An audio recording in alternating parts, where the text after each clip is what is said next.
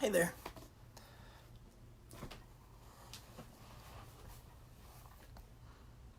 Hey, Sydney.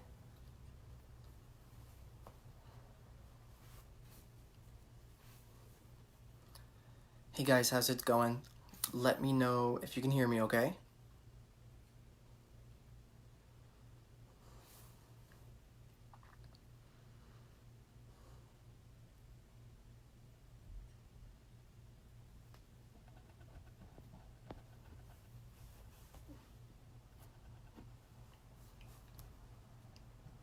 How are you guys doing tonight?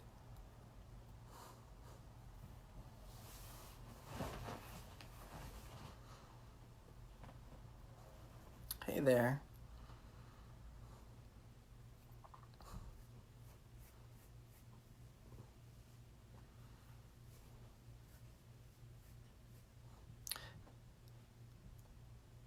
So, while we're waiting for people to get in, I did just want to briefly mention last Thursday, I taught my class Managing Your Mediumistic Growth at Lilydale, and it was wonderful. I had an awesome group of students, and for those of you who are more local to where I am in Ohio, I am repeating this class at It's Your Journey on, I believe it's the 31st of this month. So if you're interested in that, you can check out the details for that on my website. You can look at itsyourjourney.com. For information on how to sign up for that class. I also did want to mention, or at least sort of ask a favor a little bit, that if you have purchased my latest book, Practical Mediumship, from Amazon, if you read it, if you liked it, please go to Amazon and leave a review. It just definitely helps with the exposure, helps it to kind of bump up on the list for other people to see and hopefully be exposed to. So definitely do that if you are willing to take a few minutes out of your day to go ahead and do that. Hey, Betty Jean. So earlier I posted about just sort of an open-ended question of what's on your mind. And the answers ranged on the spectrum, a vast spectrum, everything from A to Z, but there kind of seemed to be a common theme with people where things were really negative.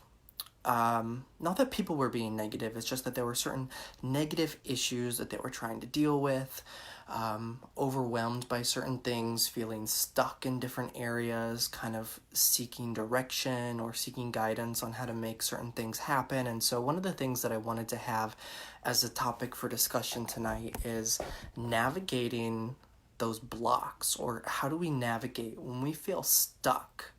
What do we do to get unstuck? And looking at it not just from a spiritual perspective, because that's one piece of the puzzle, but from kind of a holistic piece of the puzzle. And so I really just wanted to sort of have an open dialogue with you guys about different things or specific things that you feel you are encountering that block you, stop you, disempower you, or situations where you feel like X, Y, or Z is going on, good, bad, or indifferent, but I'm not quite sure how I'm supposed to navigate around that. And then just sharing that and me sharing, both from a holistic perspective, but but also from a spiritual perspective, things that we can do to get unstuck when we feel stuck. I know things have been crazy lately. We could attribute it to all sorts of things, what's going on in the world. I know if you're into astrology, we've had like 5 or 6 planets in retrograde. Whatever your belief, whatever your reasoning, whatever your assumption is as to why things are that way, things have just kind of been nuts. I mean, it's been a crazy year. It's been, in all fairness, a crazy past few years. But specifically now, people are sort of in this place where it's like, I'm unsure what step to take next to get myself where I want to be. So, as I said, I just kind of want to open it up. What do you want to look at? What do you want to ask? How can I be of service to you in offering my opinion or my perspective in getting unstuck from those areas where you feel you might be stuck? Like I said, both from a spiritual or metaphysical point of view, and also from a practical point of view. Also, too, I don't know if I am getting the comments, so can someone just type something just to let me know that you are interacting? If not, I will grab another device and hopefully I'll be able to see your comments that way, because nothing is showing up at the moment. So it doesn't look like that's coming through. I'm just going to grab a tablet and hopefully that will kind of help us see. Isn't it ironic? Overcome this particular issue.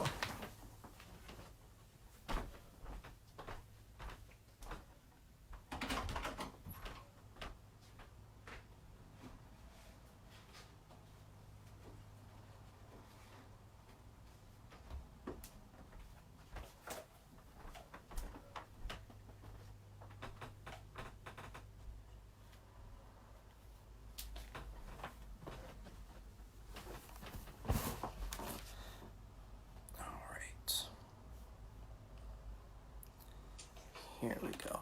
So I'm just gonna mute myself so there's not double feedback here.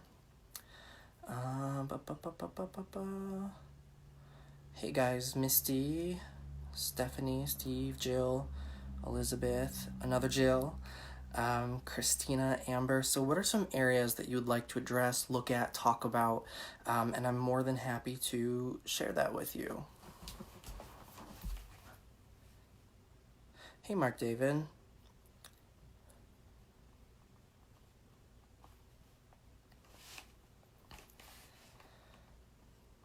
Let's see here. Get caught up on what we missed. Elizabeth, we're just sort of looking at different areas where you in your life might feel stuck, and then me offering some feedback on how to get unstuck.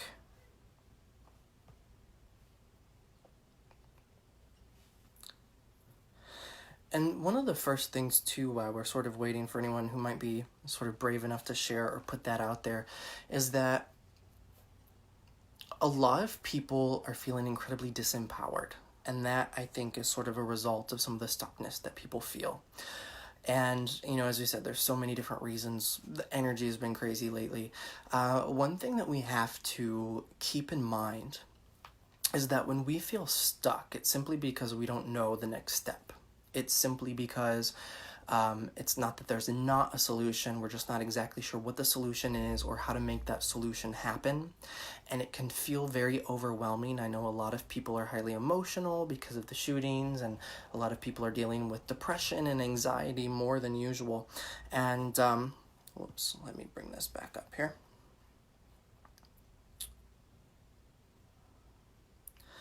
And the thing that we have to keep in mind is that when we are feeling that negative emotion, when we're having those negative thoughts, that's just one end of a spectrum.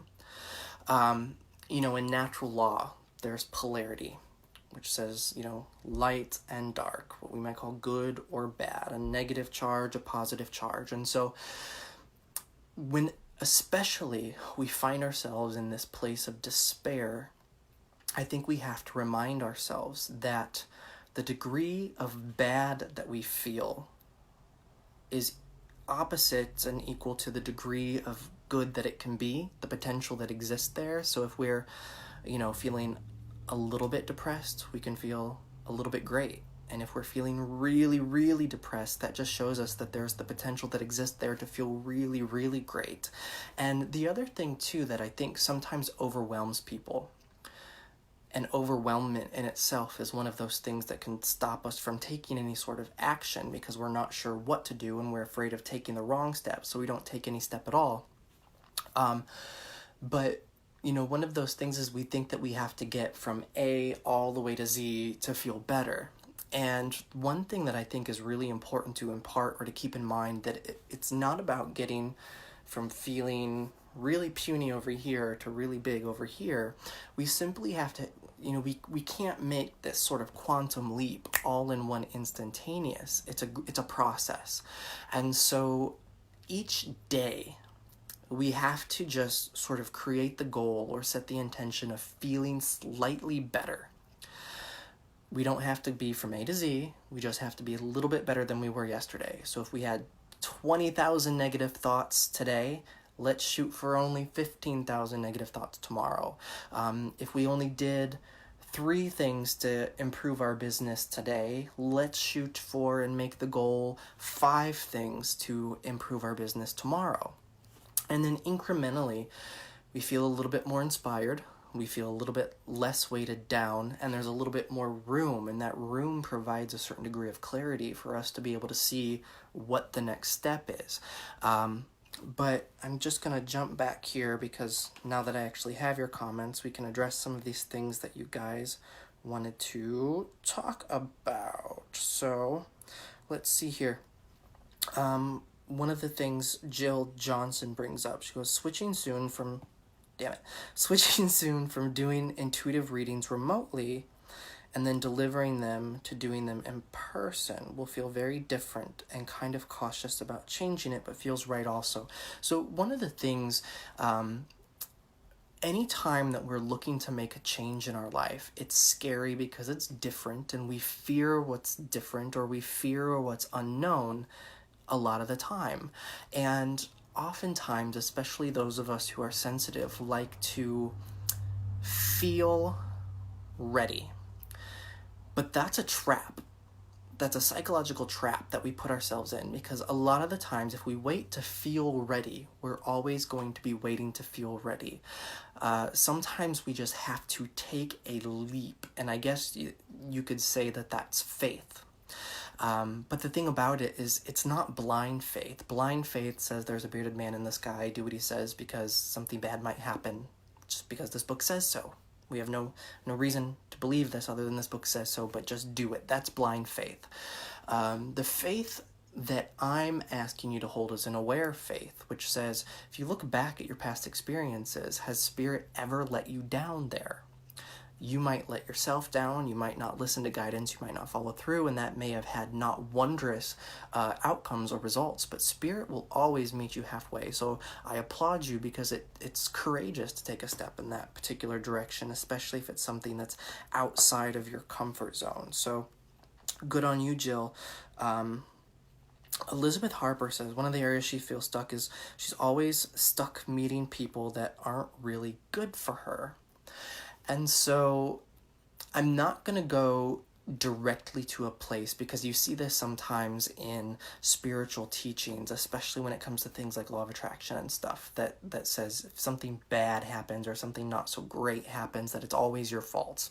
That's always your fault. We don't always understand things like soul contracts. We don't always understand things like subconscious patterns of thinking. We don't always understand things like the karmic baggage that we carry. But first and foremost, I do think it is important to look at ourselves. So is there a common denominator between the things that you notice that you do not like in the people that you attract into your experience? And if that's so, reflect on that and see where that leads you. The other thing is, this is where a lot of people like to get into sort of like spiritual self-blaming or spiritual shaming, but are there things that maybe these people are mirroring back at you? What are the qualities in these people that are annoying you? And is there any validity to the argument that this is something within myself that I need to resolve? And maybe it is, maybe it isn't. But maybe it is. And if it is, how do I go about shifting and changing it? Is it an attitude? Is it a behavior? Is it a belief system? How can I address that? And so we have a variety of tools at our fingertips to be able to do that. You know, for example, emotional freedom technique is a wonderful thing. Sandra Ann Taylor has a beautiful process of coding and decoding. There's NLP, there's meditation, there's affirmations, there's hypnosis, there's self-hypnosis. So if we identify that there is something within us that we don't like to see, that the universe keeps putting examples of in our face so we can see our own reflection, then we can assume an element of personal responsibility for that. However, as I said, that's not always the case. And so I think that in those particular situations, we really need to look at if the experience that I'm having outwardly is not reflecting to me that which I desire, then there may be things that I'm not seeing inwardly outside of those things like belief systems and attitudes and things like that. It may simply be something energetic. And so definitely investing into sort of like a spiritual or a metaphysical self-care can also be really important, whether it's something like cord cutting or getting Reiki or energy work or spiritual healing done, to sort of create a shift there. But usually there is some sort of a belief system that's underlying.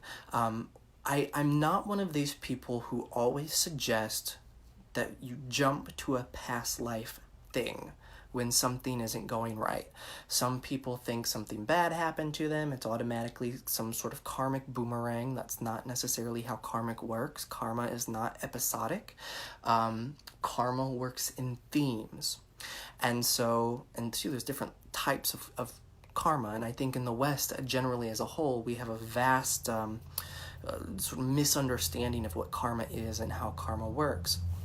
So it could be a sort of a group karmic thing. It could be an ancestral karmic thing.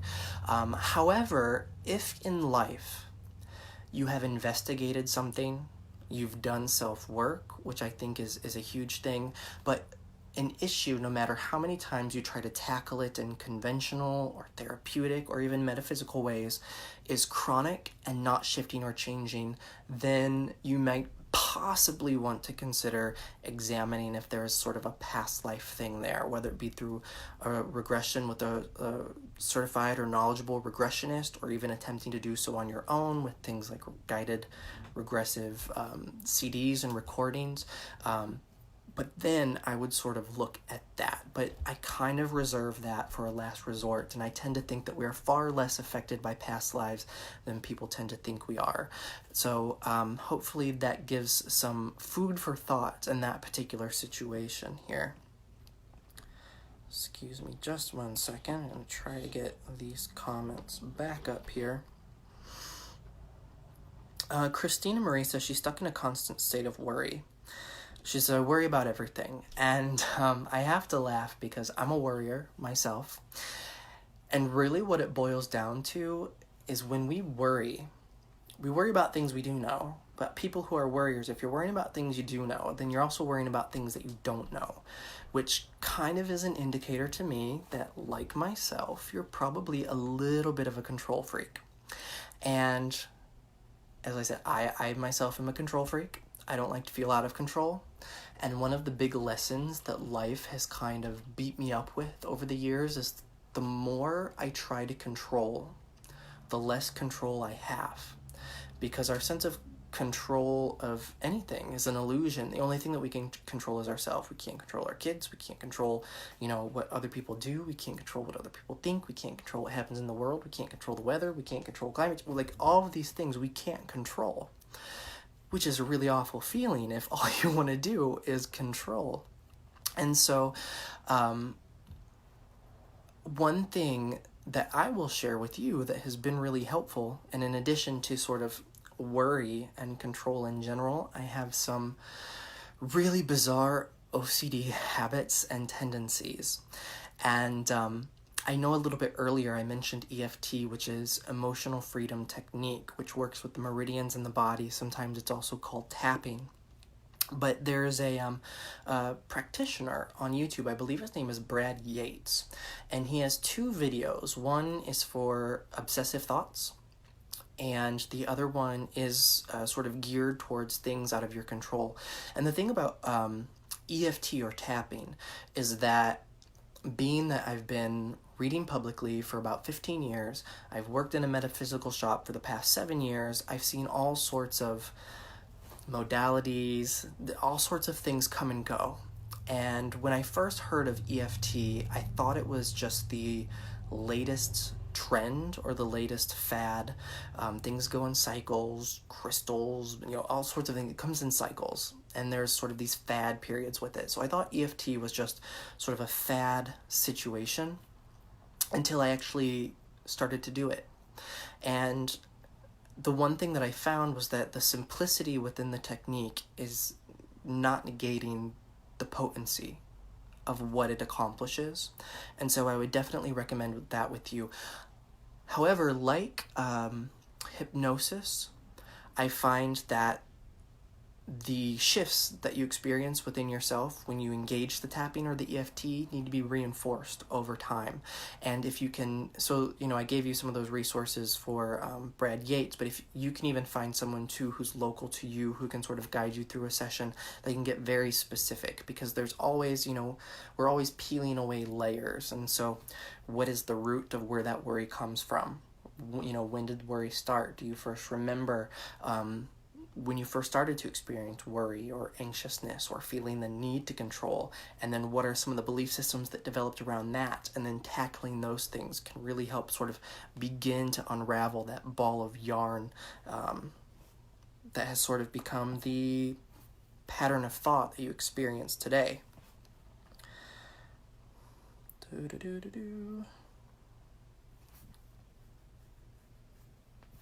Tamison says, and I'm not sure what this was in reference to, yeah, but not all of us are sensitive and psychics, and we are still going through the same things as y'all. So anything that I'm talking about today is a human to human thing. It's not about a psychic to psychic thing. It's not about a mediumistic to mediumistic thing. It's a soul to a soul, a person to a person, a human experience to a human experience. So Tamison, if there is something specific that you would like to sort of get some navigation around, I would be more than happy to address that. Lauren Baker says, you just read my mind. I was going to ask you about that. I'm assuming you might be talking about EFT. One of the downsides to comments not showing up on here and then having to use the iPad is, I think the timing is a little bit off, so I'm not sure what comment in response to something that I say goes to what. Elizabeth Harper says, I help people too much. Why? Like, why? Here's the thing. People who tend to help people too much carry an archetype, carry a complex. We could call it, I call it in my readings, the nurturer, caretaker, healer, helper archetype. Some people might call it like a savior archetype or a messiah archetype, or there's some part of us that is drawn to broken people or needy people, and in some way one of the motivating factors is that we're seeking validation for ourselves, and we're also seeking to heal ourselves, but we don't consciously realize that, so we seek to create that healing or gain that validation through engaging other people, fixer-ups, projects. And at some point, it's not worth your sanity. And so, part of it is letting people assume responsibility for themselves. You can only help someone who's willing to be helped. You can only go so far for someone before it becomes beyond being friendly into being taken advantage of. And the biggest thing for anybody who has these types of issues that I cannot stress enough is we have to learn healthy boundaries. Healthy boundaries on our time, healthy boundaries on our energy, healthy boundaries on our resources, healthy boundaries in how much of ourselves we're willing to give. And so that entails finding where we lack those boundaries with ourselves.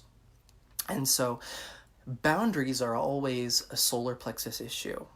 And so if you're of a metaphysical bent, I would really recommend, whether it's meditation or energy work or stones or whatever you're into, doing a lot of solar plexus work, being very present within your own body, being very mindful within yourself.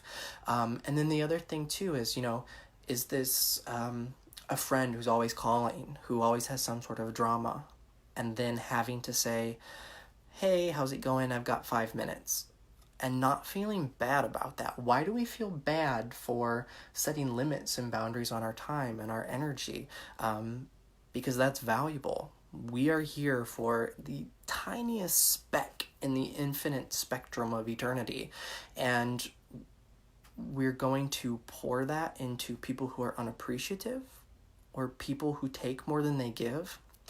I think one of the things for other people who relate to this, that can be a really game-changing action or technique is I want you to pull out your cell phones, not now. I want you to watch me now. But when you have time later, I want you to pull out your cell phones. And I want you to go through each person in your contact list. Or you can even do the same thing with your Facebook friends. And say, as I look at this person's name, as I think about this person, as I think about their energy, how do I feel? Do I feel joyous? Do I feel expansive? Or is there a part of me that wants to retreat? And if I want to retreat, if I feel contraction, what is that about? And are there boundaries or lines that I need to enforce? And sometimes it is, maybe I don't call this person as much. Maybe I don't visit as much. Maybe I offer less assistance.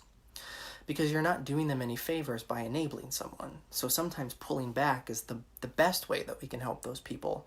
But also, too, sometimes we have to cut the cord. And we don't like that because then we feel like the bad guy, or we tend to hold an idea of what a friendship or a relationship, blood or otherwise, is supposed to be.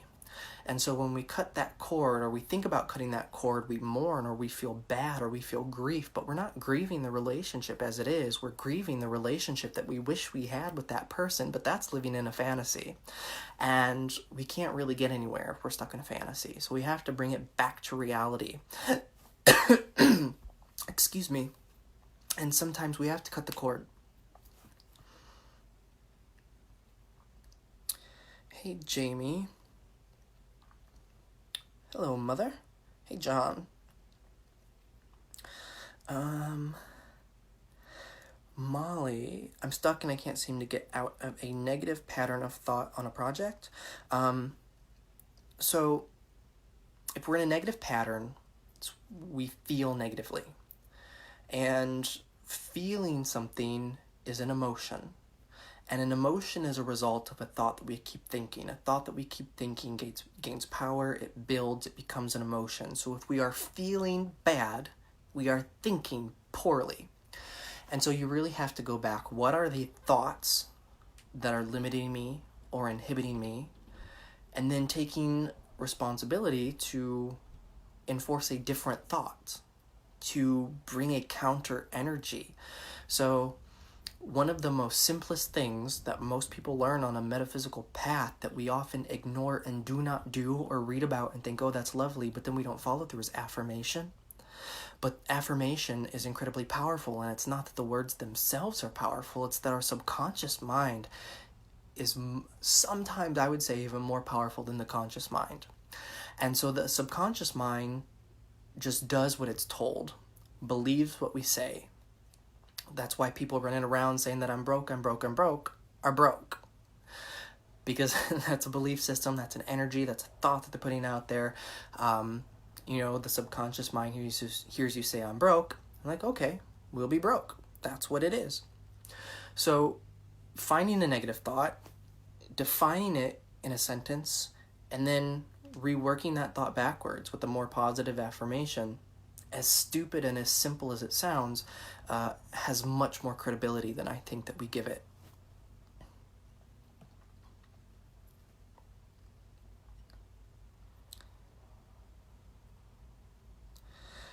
Thomason says, you were talking about all the weird energy, just saying that whatever going on is affecting all of us. Nothing really specific. Yeah, everybody is sensitive. Everybody is sensitive. I hate to burst people's bubble. No one is a special snowflake. We are all sensitive to energy, unless you're like a sociopath or something. So yeah, everyone is affected, even if they're not consciously aware of the fact that they're affected, for sure.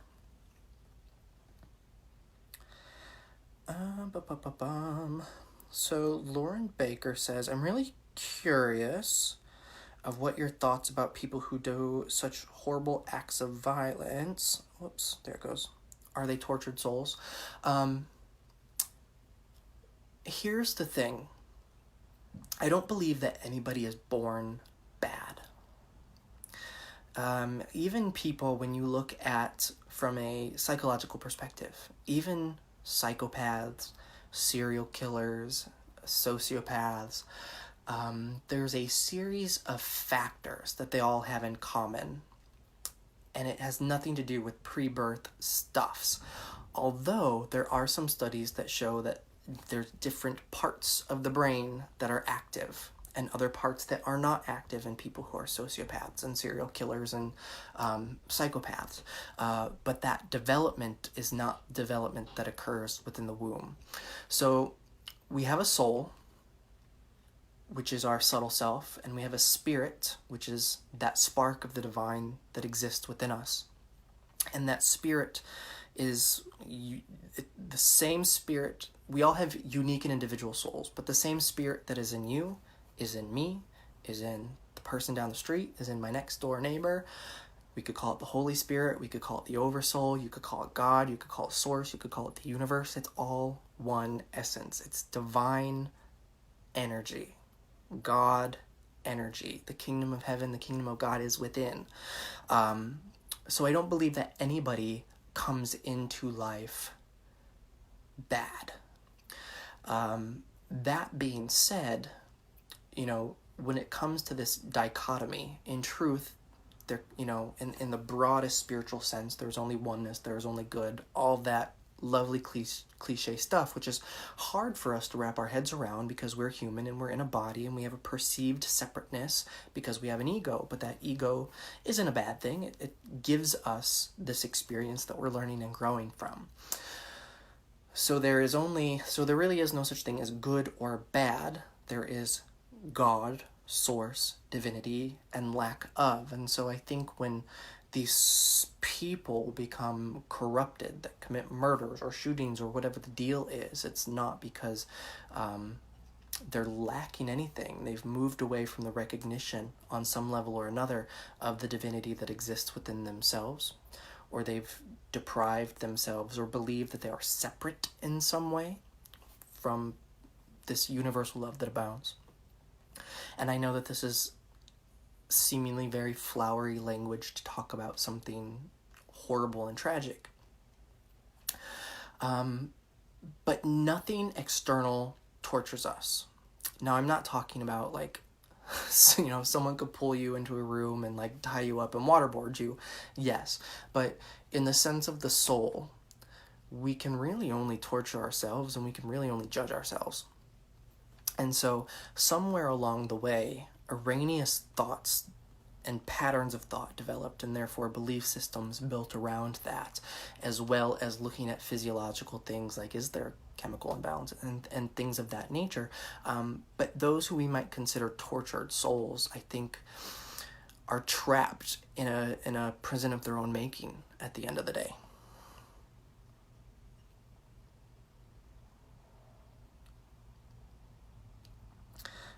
Molly, I'm glad that you are enjoying this, and I'm glad that you feel you're getting something out of this.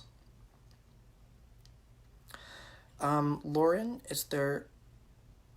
I'm not going to go too much into past life stuff because, as I said, I tend to think that it's not as common, even though I absolutely do believe that it can have an effect on people. There is one source that I would recommend to you. I think it's called The Hidden Power of Your Past Lives by Sandra Ann Taylor and Sharon Klingler. That is probably, I think, the best resource out there and can answer some of those questions around karmic things, things like regression, rescripting, that sort of stuff. So that might be up your alley. Hey, Adam.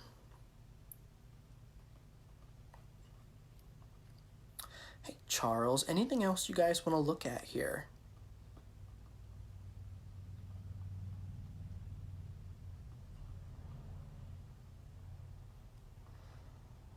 You're welcome, Lauren.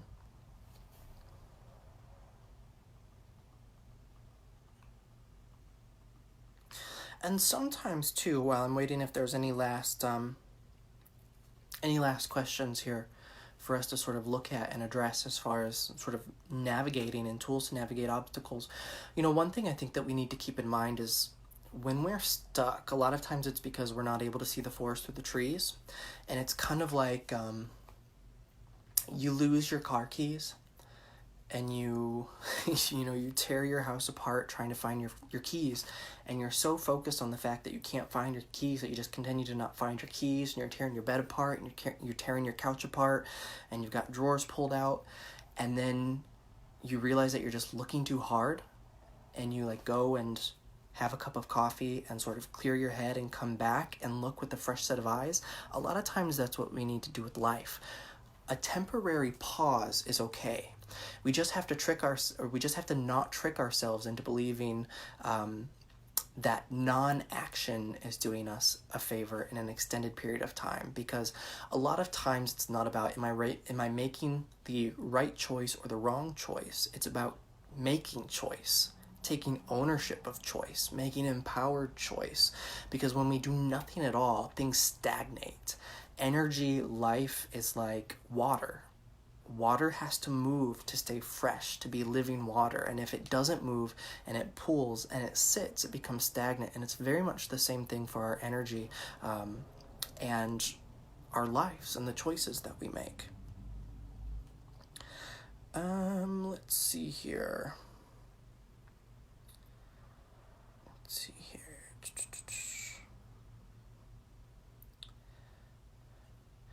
So two points that are brought up that very much fit together. Elizabeth says, how much do you think our thoughts affect our reality? Are the feelings behind our thoughts? Laura says, do you believe in conscious creation? I do not believe that there is any creation other than conscious creation. And what I mean by that is when we're always creating deliberately. Now, that being said, even though I don't necessarily believe that there isn't conscious creation, a lot of times we can subconsciously or unconsciously create, but we're making the conscious choice not to see what's creating the unconscious choice. Therefore, all choice is still conscious creation. I hope that didn't cut us off there. But we're always creating deliberately. We're always creating intentionally. And a lot of times, if we don't assume a responsibility for our thoughts, actions, belief systems, then we create by default. But as I said, even the unwillingness to take responsibility is a conscious choice. So in a way, sometimes we create through a choiceless choice. But absolutely, one of the teachers, the older teachers that a lot of the older generation was familiar with when a lot of new thought and science of mind and stuff like that was coming out was Edgar Cayce. Edgar Cayce is very famous for mind is a builder. Thoughts are things. It's the very basis of metaphysical principles. And so we absolutely do create our reality. Every single person without exception. Holly Jones, other than Tony Stockwell, is there another person you would suggest to look up for guided meditations? I think you just have to kind of find your own flavor. I don't like a lot of guided meditations, and it's because I'm very particular about voice. I'm very particular about music. I'm very particular about how people word things, because as I said, the subconscious mind is incredibly powerful, and I don't think people understand that. And so I think some people with really good intentions can guide us into sort of false experiences that we create for ourselves. But that's one that I enjoy. I know that Sanea Roman and Dwayne Packer, I don't know if they're still in publication, but there's some CDs that were based off of their books, their channeled teachings, that are really good meditations. So check those out.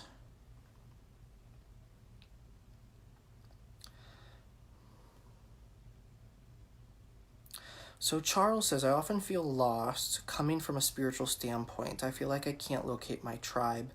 Is that something that works itself out, or is it something to seek on our own?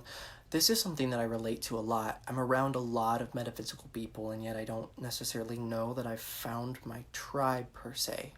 Or if I do, they're people who are spread out and not people who I can physically spend a lot of time with. And part of it is because I'm a bit of a self-chosen hermit. But one thing that you might consider that is something that I have to do myself is forcing ourselves outside of what our comfort zone is and trying things that are different, that would expose us to new people, because we don't always have to find like-minded people in the situations that we think we would. So like, say for example, if I'm looking to find soul family or kindred spirits or whatever you want to call it, my first instinct might be Go to another metaphysical shop, go to a spiritual event, go to a New Age expo. And then it doesn't bear fruits because I'm doing the same thing that I've been doing. So do I have other interests that appeal to me? I enjoy painting, so maybe I should look at a painting class. I enjoy reading, maybe I should volunteer at a library. I love dogs, maybe I should do something with the dog shelter. I love plants, maybe I should start, doing something with plants, and really putting ourselves into situations where we're not even necessarily looking for spiritual people, but I guarantee you that you'll find those spiritual people all over the place. There was one more thing here. Steve says, is soul a part of spirit? Can you define a little bit more? And Tamison, I'm really glad you got this. I think, Steve, your question will be my last question. So for me, I'm just going to close this out here one moment. Okay, so for me, the difference between the spirit and the soul, a lot of times we use the term interchangeably, and depending on the context and when we're talking, that can be absolutely applicable in a way that makes sense to what we're talking about. But for me, I use the analogy of a computer. So there's a ton of different computers out there. That's like the body. You could have a desktop, you could have a laptop, you could have a Mac, you could have a PC, you could have an iPhone, you could have an Android. So there's numerous bodies that are all unique. And then there's the operating systems of the phone, the personality. And so that to me is equivalent to what we would call the soul. The soul is how spirit is expressed uniquely. It is the individual us. It is our consciousness. That to me is soul. And in the same way that one of the same programs can look different on different devices, the soul is expressed differently through each of our physical selves. So I might look at a text message and it be blue on my phone, and someone could have an Android and they could look at the same text message and the emojis look different and the font is different, but it's the same essence, but it's unique. So your own unique flavor, what you think of as you, that's the level of soul. The electricity that runs from the wall through the cable into the computer, that's spirit. And you could think of the source of that electricity, the transformer, or whatever it may be, as the God of your understanding. So an element, a stream, a piece, a spark of the God of your understanding exists within all sentient things. And that to me is spirit. So to me, there is no such thing as, well, my spirit and your spirit. It's all the same spirit. But my soul is unique to me, and your soul is unique to you. And so when people talk about the higher self, you could also use the term Holy Spirit. You could also use the word God self. Your higher self is the same person as another, is the same energy as another person's higher self, because it's all connected. That's where we get, in every spiritual tradition, it all comes back to oneness, because it is simply one intelligent force, whatever you call that God of your understanding, expressing itself through seemingly 7 billion different people on this planet, interacting with itself, growing and expanding. And because the inner world, the microcosm, interacts with the macro world and the macrocosm, that's why the universe is constantly expanding, because we're constantly having experiences, which causes belief systems, which causes conclusions. And as we have those belief systems and conclusions and experiences, we come to new thoughts and new ideas, and we expand and become more. Therefore, the universe expands and becomes more. There is only expansion in that way. So, spirit is source energy within us. Soul is how that source energy is expressed through us. And then, of course, the body is this physical meat suit that we find ourselves in. But I appreciate you guys. I hope that you enjoyed these questions, this discussion. I've really enjoyed it. Another thing, too, I know 1 billion people have commented. Remember to click the like button, because that allows me to invite people that might not be followers of my page, which allows me to expand my work and keep doing what I'm doing, which I love to do. So if you've written me, if you've asked a question, if you've commented anything at all, definitely be sure to like the live stream itself. Click that like button. That just helps me sort of expand my reach. That way I can accomplish more and work less, which is what I think all of us would love to do. But I appreciate your time. I appreciate your energy. And as I said in the beginning, if you did buy my book, my latest book, Practical Mediumship, from Amazon, please go and leave a review if you liked it. I guess maybe two if you didn't like it, just be honest. But reviews absolutely help. So I hope you guys enjoy the rest of your evening, and I will see you guys soon.